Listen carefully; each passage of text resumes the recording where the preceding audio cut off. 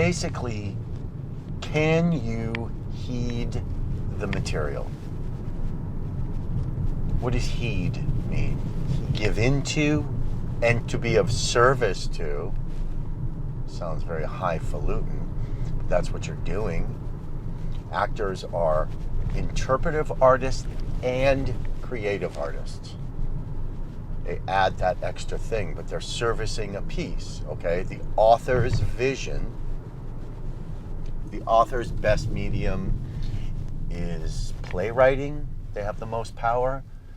Actors also have a lot of power because they're on stage and they do whatever they want.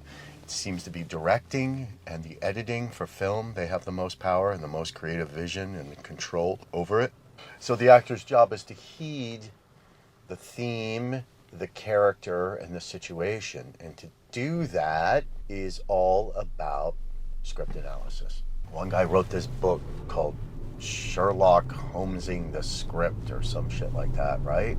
But that's the idea. There's also a famous other book about script interpretation called Backwards and Forwards. So today in my coaching, which was for 3 scenes, 6 pages, I will ask questions. Why is a line underlined? Why is there a ... There's some sort of musicality to it or thought that you're trying to interpret and then make your own.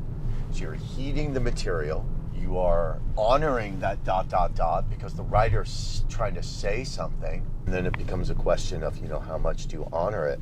If you have an exclamation point, every actor might scream at that line because that's the exclamation point. Sometimes they're overwritten and you do end up screaming a whole thing, but sometimes they're super important. There's a bang on a desk that gets the character to react. There's a lot that goes into interpreting and looking into a character for an audition. I think the pre-work that you do at home, that you're figuring out and doing as best you can to figure out what's going on in a scene and their thought process and the structure of the scene. Billy always says, Billy O'Leary, less acting, book more. His whole thing is look at the top of the scene, look at the end of the scene. They're usually very different. Start in happy, end in sad. Start sad, end happy. There's your arc. So that just sets the parameters for you. You don't have to be so outside the box creative that you're coming up with new material. The writers, if it's a series, they've lived in this world for God knows how many years, so they understand the world.